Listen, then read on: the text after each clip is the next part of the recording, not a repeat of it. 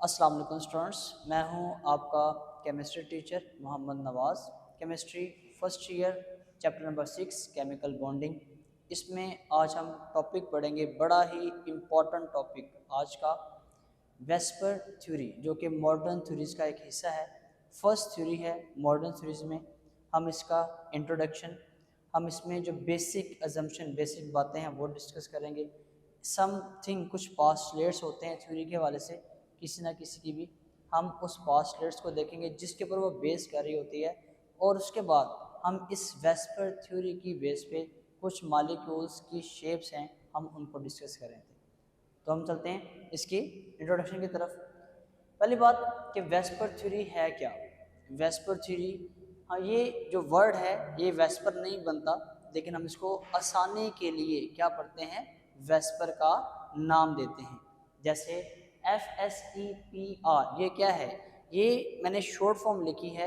इसका मतलब क्या है, V का मतलब है वैलेंस, S का मतलब है शेल, E का मतलब है इलेक्ट्रॉन, P का मतलब है पेयर और R का मतलब है रिपल्शन। तो अगर आप इन तमाम वर्ड्स को जोड़ेंगे तो वापस क्या बनता है, एक ऐसी थ्योरी जिसमें valence shell electron pair repulsion की बात हो रही है। अब वैलेंस शेल इलेक्ट्रॉन पेयर क्या है, किसी भी एटम के आउटर मोस्ट शेल में, सबसे लास्ट शेल में जो इलेक्ट्रॉन्स होते हैं हम उनको वैलेंस इलेक्ट्रॉन्स कहते हैं। वो पेयर की फॉर्म में होते हैं, जो बॉन्ड बना रहे होते हैं या फिर नहीं बना रहे होते, बॉन्डिंग या फिर एंटी बॉन्डिंग, वो दोनों क्या हैं, वो दोनों आपके पास इलेक्ट्रॉन पेयर कहलाते हैं। अब उनमें जो रिपल्शन होती है हमने इस थ्योरी के अंदर उसको डिस्कस करना है। दोबारा सुनिएगा, मैंने कहा कि वेस्पर थ्योरी है का valence shell electron pair repulsion theory, यानी कि किसी भी एटम के वैलेंस शेल में मौजूद जो इलेक्ट्रॉन्स हैं उनकी जो रिपल्शन है उसकी बेस पे हमने मॉलिक्यूल्स की ज्योमेट्री को डिस्कस करना है। सबसे पहले इंट्रोडक्शन की बात कर लेते हैं। सेड्रिक एंड पॉल, ये दो साइंटिस्ट हैं जिन्होंने 1940 के अंदर इस थ्योरी को इंट्रोड्यूस किया था। इनके अकॉर्डिंग इन्होंने क्या बात की थी, इन्होंने कुछ पॉइंट्स आउट, कुछ चीज़ें मैं बताई थी। किस चीज़ के बारे में, शेप्स ऑफ मॉलिक्यूल के बारे में। इन्होंने कहा जी किसी भी मॉलिक्यूल की जो शेप होती है उसको हम एक्सप्लेन कर सकते हैं, उसकी हम वजाहत कर सकते हैं किसकी बेस पे, electron pair of valence orbit, आप यहाँ पे अपनी आसानी के लिए वैलेंस शेल भी लिख सकते हैं, ऑफ द सेंट्रल एटम। ये बड़ा अहम पॉइंट है जिसको हमने आगे बार बार डिस्कस करना है। देखिएगा क्या कह रहे हैं कि आपके पास किसी भी मॉलिक्यूल की जो शेप है हम उसको एक्सप्लेन करते हैं किसकी बेस पे, उस मॉलिक्यूल में मौजूद जो सेंट्रल एटम है, मॉलिक्यूल में मौजूद सेंट्रल एटम है, उस सेंट्रल एटम के जो वैलेंस शेल इलेक्ट्रॉन्स होंगे उनकी बेस पे किसी भी मॉलिक्यूल के, फॉर एग्जांपल अगर हम बात करते हैं BeCl2 की, तो इसमें आपके पास Be क्या है, Be एक सेंट्रल एटम है और अदर आपके पास क्या मौजूद है, दो क्लोरीन के एटम मौजूद है। तो अगर हमने BeCl2 की ज्योमेट्री को एक्सप्लेन करना है तो कैसे करेंगे, हम इस सेंट्रल एटम की बात करेंगे कि जो सेंट्रल एटम है, सेंट्रल एटम में मौजूद जो वैलेंस इलेक्ट्रॉन्स होंगे वो एक्सप्लेन करते हैं किसी भी मॉलिक्यूल की ज्योमेट्री को।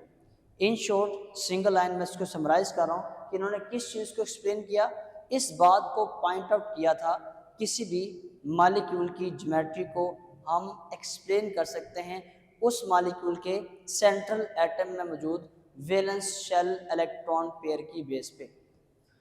नेक्स्ट आपके पास दो साइंटिस्ट हैं, नाइलॉम, ये आपने स्पेलिंग याद करने हैं, नाइलॉम एंड ग्लिप्सी, ये आपके पास दो साइंटिस्ट हैं जिन्होंने क्या किया, फर्दर इस पॉइंट आउट की बेस पे इन्होंने एक थ्योरी को डेवलप किया जिसे हम क्या पढ़ रहे हैं अभी, वेस्पर थ्योरी कह रहे हैं।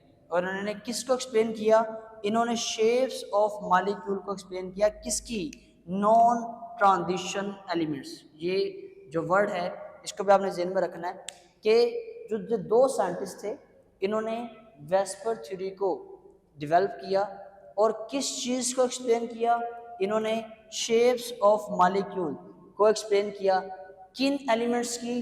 वो एलिमेंट जो क्या हैं, नॉन ट्रांजिशन एलिमेंट्स हैं। नॉन ट्रांजिशन एलिमेंट्स उन्हें कहा जाता है जो कि एस और पी ब्लॉक में आते हैं।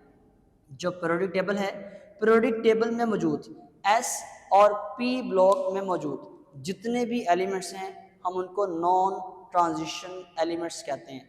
उन एलिमेंट्स की मदद से जो मॉलिक्यूल्स बनते हैं उनकी ज्योमेट्री हम एक्सप्लेन करते हैं किसकी बेस पे, वेस्पर थ्योरी के अंदर।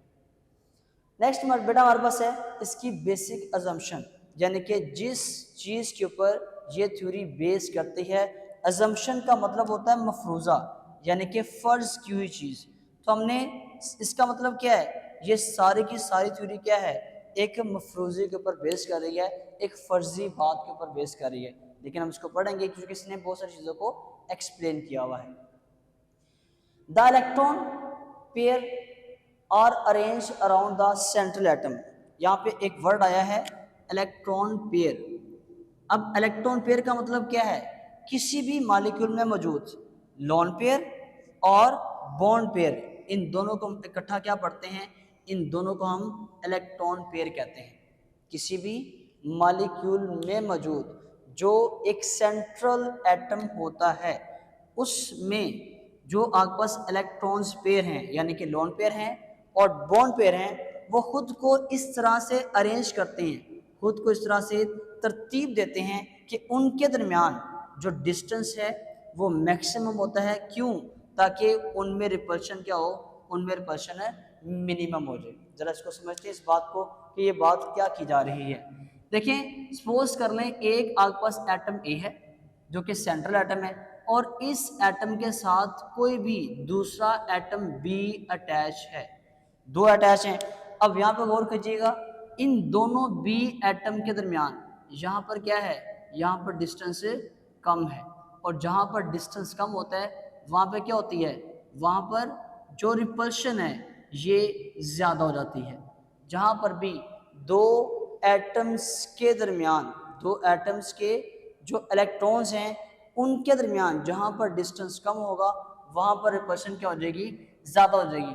अब यहाँ पर चूँकि जब यहाँ पर रिपल्शन ज़्यादा है तो ये मॉलिक्यूल क्या है, स्टेबल नहीं है। ये कब स्टेबल होगा, जब ये जो बी एटम है ये इस दूसरे बी एटम से क्या करेगा, अवे जाएगा और कहाँ पर चला जाएगा, इससे मैक्सिमम डिस्टेंस पे। जब इस तरह से जो ये सेकंड बी एटम है इस पहले वाले बी एटम से मैक्सिमम डिस्टेंस पे चला जाएगा, तो अब क्या है, अब इनमें डिस्टेंस मैक्सिमम हो गया है तो रिपल्शन क्या हो जाएगी, रिपल्शन मिनिमम हो जाएगी। जब कम से कम हो जाएगी तो इसका मतलब क्या है, ये इस मॉलिक्यूल की ज्योमेट्री है। तो इसी तरह समझिएगा, हमने क्या कहा है कि कोई भी जो एक मॉलिक्यूल है उस मॉलिक्यूल के अंदर मौजूद जो सेंट्रल एटम होता है, सेंट्रल एटम के अराउंड जो इलेक्ट्रॉन्स पेयर हैं यानी कि लोन पेयर या फिर बॉन्ड पेयर, वो दोनों खुद को इस तरह से सेंट्रल एटम के अराउंड अरेंज करते हैं कि उनमें डिस्टेंस मैक्सिमम हो जाता है। खुद से अरेंज करते हैं कि उनमें डिस्टेंस क्या हो जाए, मैक्सिमम, और रिपल्शन क्या हो जाए, मिनिमम हो जाए। क्योंकि अगर वो उस रिपल्शन को कम नहीं करेंगे तो वो स्टेबल नहीं है, जब स्टेबल नहीं है तो वो मॉलिक्यूल उस ज्योमेट्री में एग्जिस्ट नहीं करेगा। तो ये क्या है, इसकी वेस्पर थ्योरी की आपके पास बेसिक अजम्पशन है। जी स्टूडेंट्स, तो अब हम चलते हैं वेस्पर थ्योरी के पोस्टुलेट्स की तरफ। पोस्टुलेट बेटा इसके वाले से याद रखिएगा, जो वेस्पर थ्योरी के पोस्टुलेट्स हैं ये वेरी इंपॉर्टेंट लॉन्ग क्वेश्चन है। कहने को सिर्फ 4 पोस्टुलेट्स हैं लेकिन ये बहुत ज़्यादा इंपॉर्टेंट है। फर्स्ट पोस्टुलेट बड़ा इजी है, तो देखिएगा। कह रहे जी बोथ, बोथ का मतलब क्या है, दो चीज़ों की बात की जा रही है। किस किस की, bond pair as well as lone pair. अब यहाँ पे दो बातें आ गई हैं कि आपके पास वो इलेक्ट्रॉन पेयर, यहाँ पर एक वर्ड आपने याद करना है, इलेक्ट्रॉन पेयर। और इस इलेक्ट्रॉन पेयर का मतलब क्या है, इस इलेक्ट्रॉन पेयर का मतलब बॉन्ड पेयर भी है और लोन पेयर भी है। बॉन्ड पेयर आपके पास वो इलेक्ट्रॉन्स जो कि बॉन्ड बनाने में हिस्सा लेते हैं और आपके पास वो इलेक्ट्रॉन जो कि नॉन बॉन्डेड होते हैं, वो इलेक्ट्रॉन्स जो नॉन बॉन्डेड होते हैं यानी कि जो बॉन्ड नहीं बनाते हम उनको लोन पेयर कहते हैं। तो यहाँ पर वो क्या कह रहा है जी, both bond pair as well as a lone pair of electron participate in determining the geometry of molecule. क्या कह रहा है जी, जो किसी भी मॉलिक्यूल में मौजूद इलेक्ट्रॉन पेयर होते हैं, इलेक्ट्रॉन पेयर वो दो तरह के हैं, बॉन्ड पेयर है, लोन पेयर है। बॉन्ड पेयर वो इलेक्ट्रॉन जो बॉन्ड बना रहे हैं, लोन पेयर वो इलेक्ट्रॉन जो बॉन्ड नहीं बना रहे। दोनों ही क्या करते हैं, किसी भी मॉलिक्यूल की ज्योमेट्री को डिटरमाइन करने के लिए हम इस्तेमाल करते हैं, उसकी ज्योमेट्री को एक्सप्लेन कर रहे होते हैं। Second point, the electron pair यानी कि lone pair and bond pair arrange central polyvalent atom to remain maximum distance apart, avoid repulsion। देखें यहाँ पर जो ये आपका सेकंड पोस्टुलेट है, ये वेस्पर थ्योरी की जो हमने assumption पढ़ी है उसी का एक हिस्सा है। ये वही चीज़ है लेकिन उसमें सिर्फ एक वर्ड का चेंज आया है। अब देखें, हमने बेसिक assumption में कहा था कि जो सेंट्रल एटम होता है किसी भी मॉलिक्यूल का, उस सेंट्रल एटम के जो इलेक्ट्रॉन पेयर हैं यानी कि लोन पेयर और बॉन्ड पेयर दोनों की बात की जा रही है, वो खुद को इस तरह से अरेंज करते हैं सेंट्रल एटम के अराउंड कि उनमें जो डिस्टेंस है वो मैक्सिमम हो जाता है।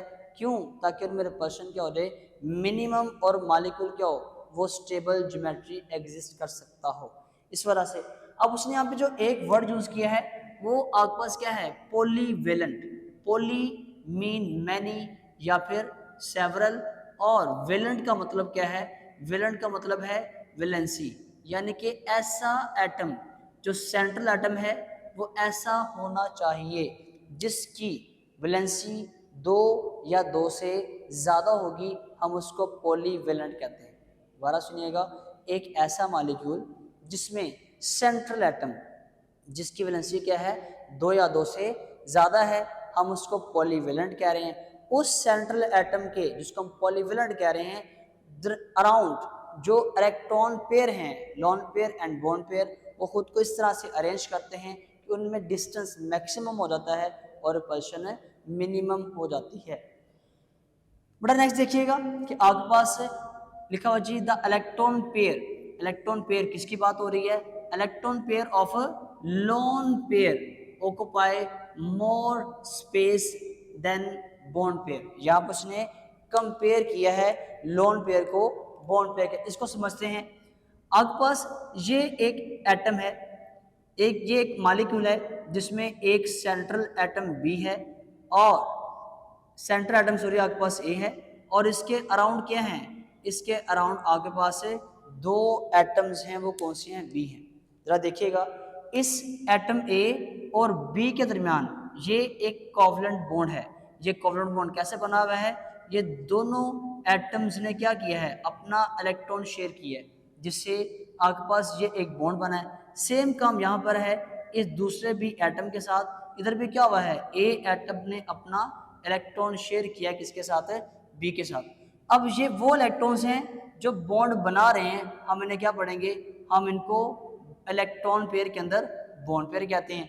और यहाँ पर इस ए एटम के ऊपर वो भी इलेक्ट्रॉन्स हैं पेयर की फॉर्म में, 2 इलेक्ट्रॉन्स हैं जो कि बॉन्ड नहीं बना रहे, हम इसको लोन पेयर कहते हैं। जहाँ पर ये बात कर रहा है कि आपके पास जो लोन पेयर है ये ज़्यादा स्पेस, ज़्यादा वॉल्यूम ऑक्यूपाई करता है, किसकी निस्बत, इस बॉन्ड पेयर की निस्बत। उसकी एक वजह है, ये आपका एक इम्पॉर्टेंट शॉर्ट क्वेश्चन भी है। अब वजह क्या है, देखें, जो भी आपके पास बॉन्ड पेयर है, ये जो आपके पास 2 इलेक्ट्रॉन्स हैं जिनको हम बॉन्ड पेयर कह रहे हैं, इन दोनों इलेक्ट्रॉन्स को 2 डिफरेंट एटम के न्यूक्लियाई अट्रैक्ट कर रहे हैं। ये बॉन्ड पेयर है, इस बॉन्ड पेयर को, यानी कि ये वो इलेक्ट्रॉन जो बॉन्ड बना रहे हैं, इस बॉन्ड पेयर को बी एटम का न्यूक्लियस और ए एटम का न्यूक्लियस दोनों अट्रैक्ट कर रहे हैं। यानी कि इस बॉन्ड पेयर ऑफ इलेक्ट्रॉन के ऊपर 2 न्यूक्लियाई की अट्रैक्शन है। यहाँ पे क्या है, यहाँ पर 2 न्यूक्लियाई की अट्रैक्शन है, इसको 2 न्यूक्लियस अट्रैक्ट कर रहे हैं। लेकिन अगर हम बात करें इस लोन पेयर की जो कि बॉन्ड नहीं बना रहा, तो इसको सिर्फ और सिर्फ ए एटम का न्यूक्लियस अपनी तरफ खींच रहा है, इसको बी एटम का न्यूक्लियस अपनी तरफ खींच नहीं रहा, इसने बॉन्ड नहीं बनाया हुआ बी के साथ, इसलिए इसको सिर्फ एक एटम का न्यूक्लियस कैंसर है, इसीलिए क्या करता है ये मोर स्पेस यानी कि मोर वॉल्यूम ऑक्यूपाई करता है as compare to bond pair. तो दोबारा सुनिएगा, इस पॉस्टुलेट का मतलब क्या है। पॉस्टुलेट कह रहा है कि किसी भी मॉलिक्यूल में मौजूद जो सेंट्रल एटम है, अगर इसके पास लोन पेयर है तो लोन पेयर ज़्यादा स्पेस ऑक्यूपाई करता है किसकी निस्बत, इस बॉन्ड पेयर की निस्बत। क्यों ऐसा होता है, क्योंकि आपके पास जो बॉन्ड पेयर है इसको दो एटम के न्यूक्लियाई आपस में अट्रैक्ट कर रहे होते हैं, जबकि लोन पेयर को सिर्फ एक ही एटम का न्यूक्लियस अट्रैक्ट करता है, जिस वजह से इसके ऊपर अट्रैक्शन चूँकि सिर्फ एक न्यूक्लियस की है, इस वजह से इसका जो वॉल्यूम है वो ज़्यादा होता है, ये ज़्यादा स्पेस ऑक्यूपाई कर रहा होता है। इसी तरह से अगर हम बात करें इसकी रिपल्शन की वजह से, इस इलेक्ट्रॉन पेयर या बॉन्ड पेयर की वजह से जो रिपल्शन होती है उसको एक्सप्लेन करें, तो आपने एक ट्रेंड, एक ऑर्डर याद करना है, magnitude of repulsion between electron pair. मैं अगेन बता रहा हूँ कि इलेक्ट्रॉन पेयर का मतलब क्या है, दो बातें हैं, bond pair and loan pair. अब देखिए जो आपके पास ऑर्डर है वो क्या है, हमने अभी क्या है कि loan pair occupy more space. तो अगर किसी भी मॉलिक्यूल में एक से ज़्यादा लोन पेयर होंगे तो उनमें सबसे ज़्यादा रिपल्शन होगी, और अगर एक मॉलिक्यूल में क्या है सिर्फ एक लोन पेयर और बाकी बॉन्ड पेयर है उनमें रिपल्शन कम होगी। लेकिन अगर किसी मॉलिक्यूल में कोई लोन पेयर नहीं है, सिर्फ और सिर्फ बॉन्ड पेयर ही हैं, तो उनमें रिपल्शन क्या होगी, सबसे कम होगी। दोबारा देखिएगा, लोन पेयर और लोन पेयर में रिपल्शन ज़्यादा क्यों है, वो इस वजह से दो लोन पेयर हैं, दोनों की जो स्पेसिंग है वो ज़्यादा है, दोनों ज़्यादा वॉल्यूम ऑक्यूपाई कर रहे हैं, उन ज़्यादा वॉल्यूम ऑक्यूपाई स्पेस ऑक्यूपाई करने की वजह से इन दोनों में रिपल्शन भी क्या होगी, वो सबसे ज़्यादा होगी। जबकि जो बॉन्ड पेयर है ये कम स्पेस ऑक्यूपाई करते हैं क्योंकि इसको दो न्यूक्लियर अट्रैक्ट कर रहे होते हैं, इसलिए इसकी इनकी जो आपस में रिपल्शन है वो क्या होती है, कम होती है। तो ये इसी पॉइंट के साथ आपने इस मैग्नीट्यूड ऑफ रिपल्शन को भी याद रखना है। और ये आपका एक शॉर्ट क्वेश्चन भी है, बड़ा ही इंपॉर्टेंट, कि लोन पेयर ये ज़्यादा स्पेस ऑक्यूपाई क्यों करते हैं। लास्ट पास्टुलेट बेटा हमारा वेस्पो थ्योरी का, कह रहा जी यहाँ पे इसको ज़रा पहले समझ लेते हैं कि अगर एक ऐसा मॉलिक्यूल है जिसमें सिंगल बॉन्ड है, या जिसमें एक ऐसा मॉलिक्यूल जिसमें क्या है डबल बॉन्ड, या फिर एक ऐसा मॉलिक्यूल जिसमें क्या है आपके पास ट्रिपल बॉन्ड मौजूद है, तो इसमें आपने एक बात को याद रखना है कि आपके पास कोई भी एक ऐसा मॉलिक्यूल जिसके पास मल्टीपल बॉन्ड्स हों, मल्टीपल बॉन्ड्स का मतलब है कि आपके पास डबल बॉन्ड है या फिर आपके पास क्या है ट्रिपल बॉन्ड है, तो आपके पास जो डबल बॉन्ड या ट्रिपल बॉन्ड वाले मॉलिक्यूल्स होंगे उनका डबल बॉन्ड और ट्रिपल बॉन्ड ये बिल्कुल एज आ सिंगल बॉन्ड की तरह ही बिहेव करेगा, हम इसको एज आ सिंगल बॉन्ड ही कंसिडर करते हैं ज्योमेट्री ऑफ मॉलिक्यूल को एक्सप्लेन करते हैं। उसकी वजह क्या है, इसके बारे में लाइन को भी समझ लेते हैं पहले कि while determining geometry of molecules multiple bonds behave like a single bond, कि आपके पास कोई भी जो एक मॉलिक्यूल है उसमें जो डबल और ट्रिपल बॉन्ड है, मल्टीपल बॉन्ड्स हैं, हम उसको एज आ सिंगल बॉन्ड ही बिहेव करते हैं। वजह क्या है, देखें अगर हम बात कर लेते हैं इस CO2 के मॉलिक्यूल्स की, in case of CO2 molecule जो आपके पास पहले एक बॉन्ड बना है कार्बन और ऑक्सीजन का, ये किसके दरमियान है, ये दो सेम न्यूक्लियाई के दरमियान है, यानी कि एक न्यूक्लियस किसका है ऑक्सीजन का और एक न्यूक्लियस किसका है कार्बन का, तो ये आपके पास ये एक बॉन्ड बन चुका है, बॉन्ड पेयर है। लेकिन जो दूसरा आपके पास बॉन्ड बन रहा है वो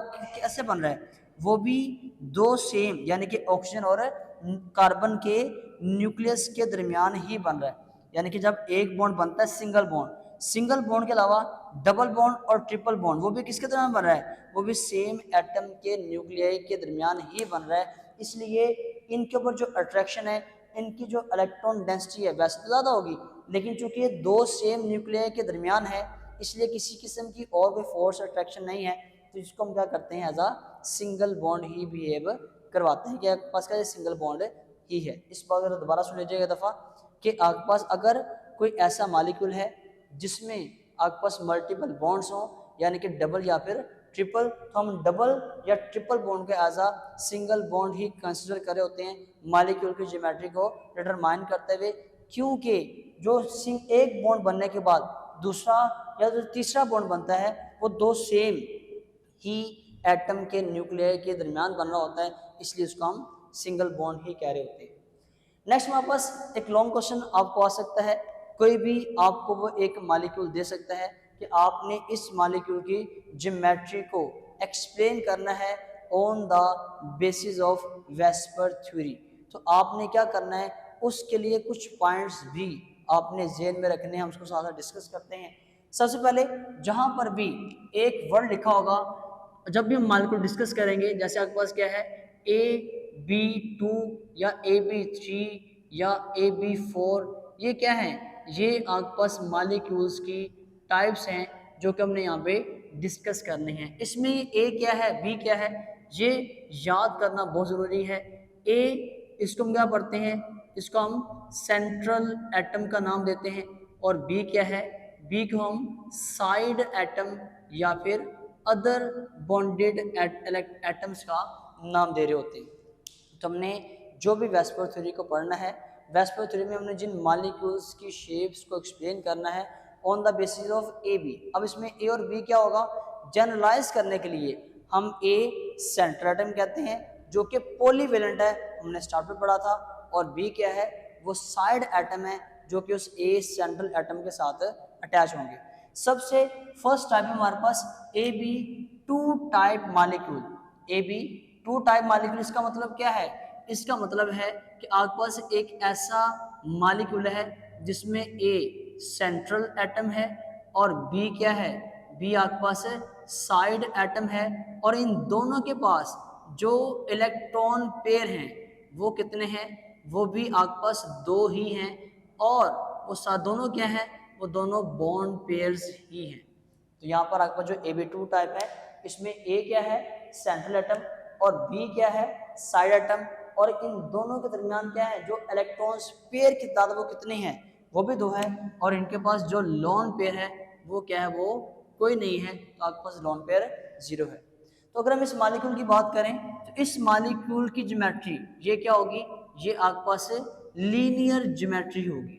आपके पास AB2 टाइप में जितने भी मॉलिक्यूल्स आएंगे वो क्या होंगे, वो लीनियर ज्योमेट्री रखते होंगे, यानी उनके दरमियान जो एंगल होगा वो क्या होगा, वो 180 डिग्री होगा।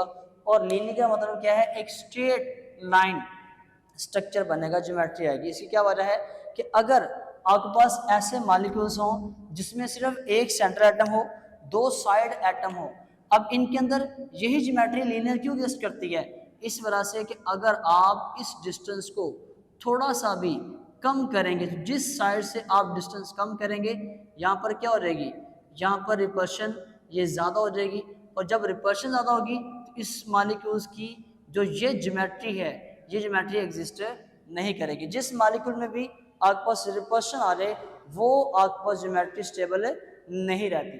तो यहाँ पे क्या हो जाएगा, जब यहाँ पे डिस्टेंस कम होगा, डिस्टेंस कम होने की वजह से इस बॉन्ड पेयर और बॉन्ड पेयर के दरमियान जो रिपल्शन है वो बढ़ जाएगी।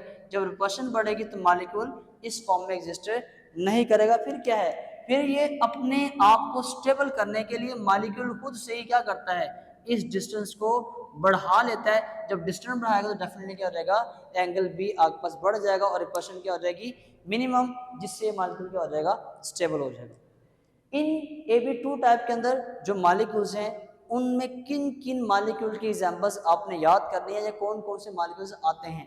तो याद रखिएगा, सेकंड A ग्रुप जो पीरियोडिक टेबल है, इसका जो सेकंड A ग्रुप है जिसको हम अल्कलाइन अर्थ मेटल्स भी कहते हैं, उनके हैलाइड्स और हाइड्राइड्स ये किसके अंदर आते हैं, AB2 टाइप मॉलिक्यूल के अंदर आते हैं।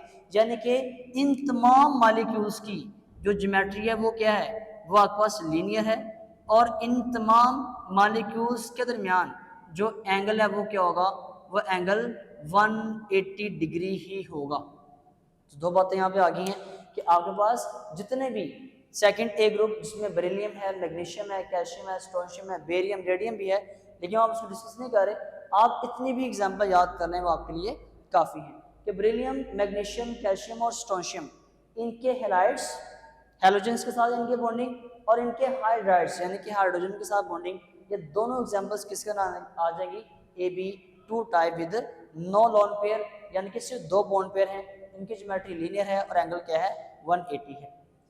इसके अलावा कुछ एक्सेप्शनल केसेस भी हैं जो कि इसी टाइप के अंदर आते हैं, वो क्या है CO2 मॉलिक्यूल।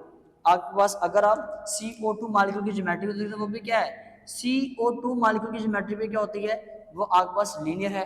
अगर हम CH2 मॉलिक्यूल की ज्योमेट्री देखें तो वो भी क्या है, वो भी आपके पास लीनियर ही है। इसी तरह से C2H2 यानी कि एसिटाइलिन इथाइन है, इसकी ज्योमेट्री भी क्या है, वो लीनियर ही है। तो इन तमाम मॉलिक्यूल्स की ज्योमेट्री भी क्या है, लीनियर है, लेकिन वो इस ग्रुप के अंदर मौजूद नहीं है, इसलिए ये एक्सेप्शन केसेस के अंदर आ रहा है।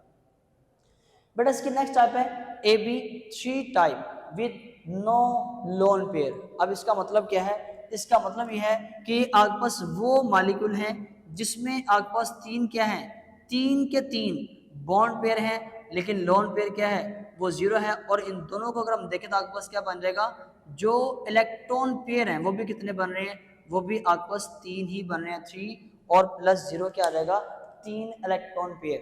तो AB3 बेसिकली जो ये नंबर होता है, ये किसी भी मॉलिक्यूल में मौजूद जो इलेक्ट्रॉन पेयर होते हैं, इलेक्ट्रॉन पेयर उसको रिप्रेजेंट कर रहा होता है। यानी कि इस मॉलिक्यूल में इलेक्ट्रॉन पेयर पेयर 3 है, उसने क्या कोई लोन पेयर नहीं है, इसका मतलब तीनों अगर आपके पास 3 इलेक्ट्रॉन पेयर हैं, कोई लोन पेयर नहीं है, तो तीनों क्या होंगे, तीनों डेफिनेटली बॉन्ड पेयर ही होंगे। अब इसमें ऐसे मॉलिक्यूल जिसमें AB3 type with no lone pair discuss कर रहे हैं, उन तमाम मॉलिक्यूल्स की ज्योमेट्री आपने याद रखनी है। ज्योमेट्री क्या होती है, ज्योमेट्री ट्रायंगुलर होती है, ट्रायंगुलर ट्रायंगुलर ज्योमेट्री होती है, ट्रायंगुलर प्लेनर, और इनके दरमियान जो बनने वाला एंगल है वो क्या होता है, वो 120 डिग्री होता है। अब ऐसा क्यों है, ऐसा बिल्कुल उसी वजह से है जो हमने अजम्पशन को पढ़ा है, जो हमने पास्टलेट्स को पढ़ा है। अगर हम उन सब को देखें तो वहाँ हमने क्या बात की है कि किसी भी मॉलिक्यूल में मौजूद जो जितने भी इलेक्ट्रॉन पेयर होते हैं वो सेंट्रल एटम के राउंड खुद को इस तरह से अरेंज करते हैं कि उनमें डिस्टेंस मैक्सिमम हो जाता है, रिपल्शन मिनिमम हो जाती है। तो ऐसा ये तब होगा जब इसकी ज्योमेट्री क्या होगी, ट्रायंगुलर होगी। अगर ऐसा ना हो तो आपके पास सपोज कर लें ये मॉलिक्यूल है जिसमें A एटम सेंट्रल है, या आपके पास 3 एटम्स क्या हैं, साइड एटम है। तो अगर आप इस मॉलिक्यूल को इस तरह से समझते हैं कि ये ज्योमेट्री स्टेबल है, तो स्टेबल नहीं हो सकती, क्योंकि यहाँ पर जो बॉन्ड पेयर और बॉन्ड पेयर है इसमें रिपल्शन क्या होगी, ज़्यादा होगी। क्यों, इनमें डिस्टेंस कम है, इसलिए फिर खुद को इस तरह से अरेंज करते हैं कि आपके पास ज्योमेट्री क्या बनती है, आपके पास ज्योमेट्री ट्रायंगुलर बनती है, जिससे क्या होता है कि ये मॉलिक्यूल स्टेबल हो जाता है।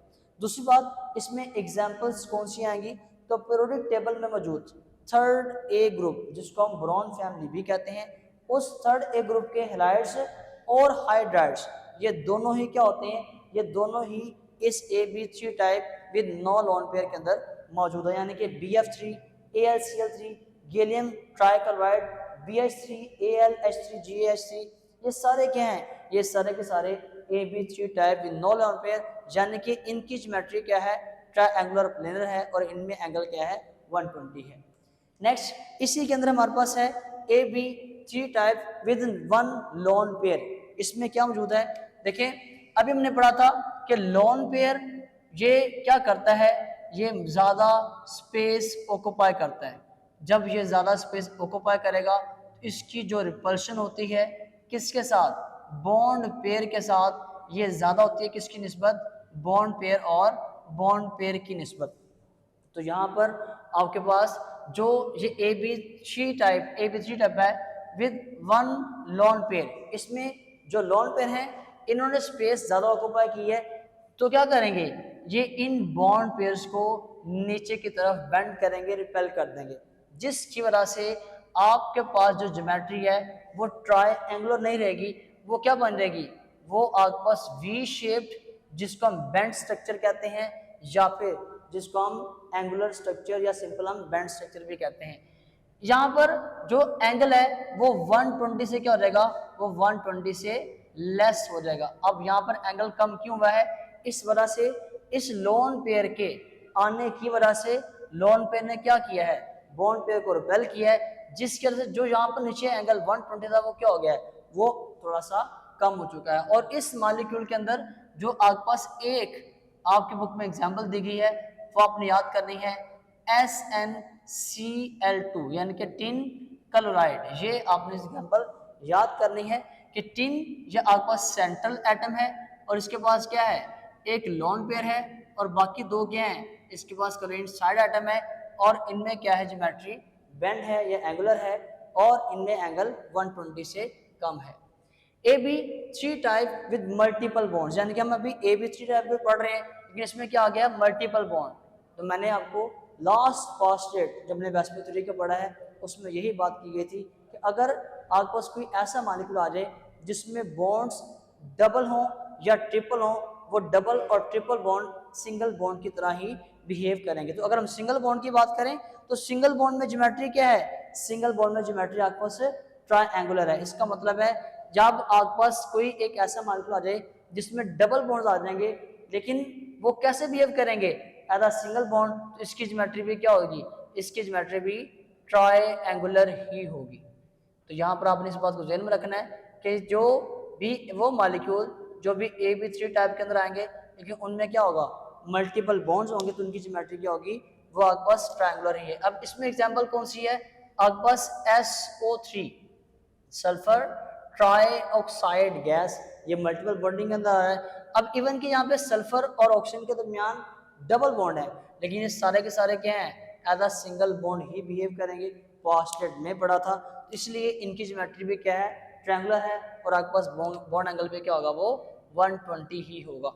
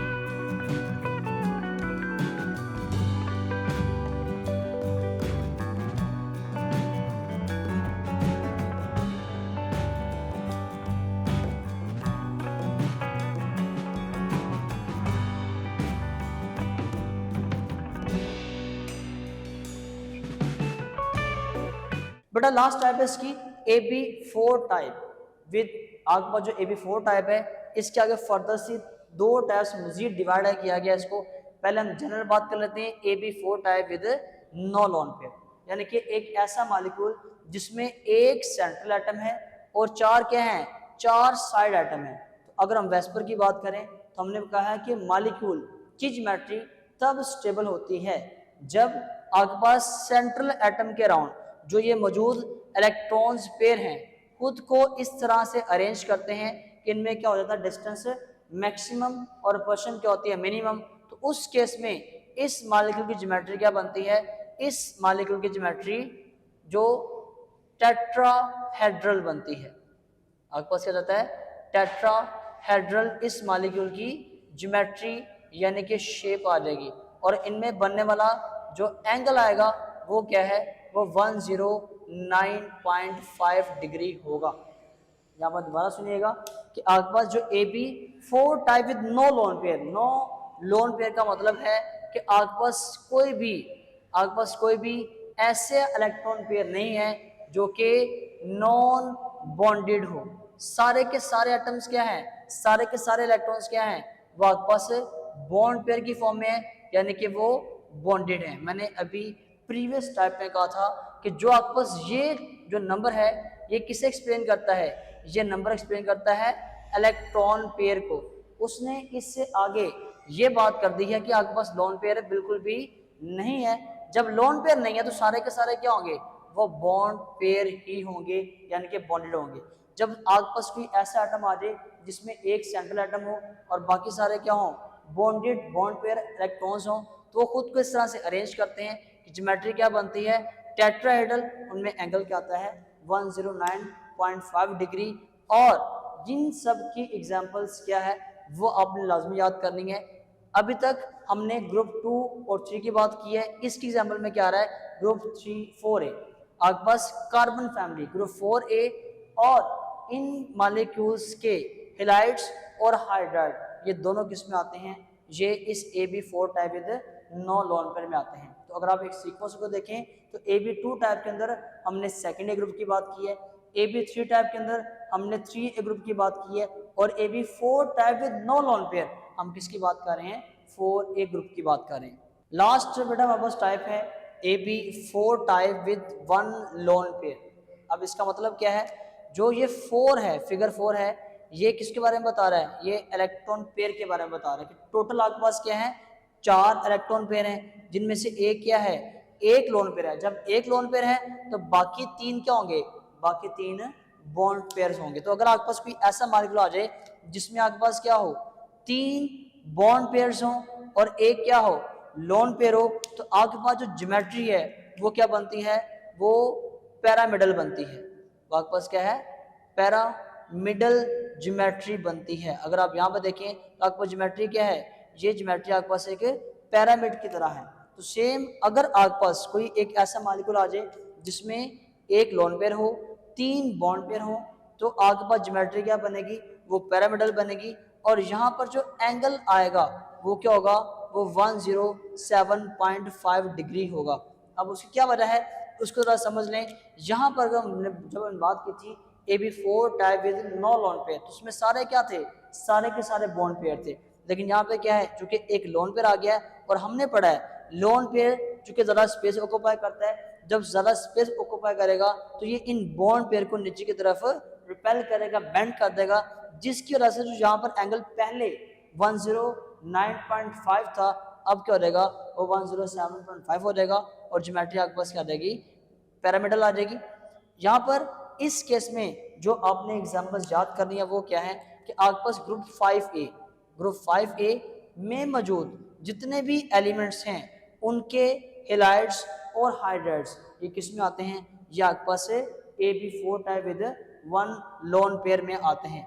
बेटा क्लास चीज है AB4 type with 2 lone pair, ऐसा मॉलिक्यूल जिसमें आपके पास क्या है, टोटल इलेक्ट्रॉन पेयर 4 हैं, 4 में से 2 क्या हैं, ये लोन पेयर हैं। अगर 2 लोन पेयर हैं तो बकिया 2 क्या होंगे, ये आपके पास बॉन्ड पेयर होंगे।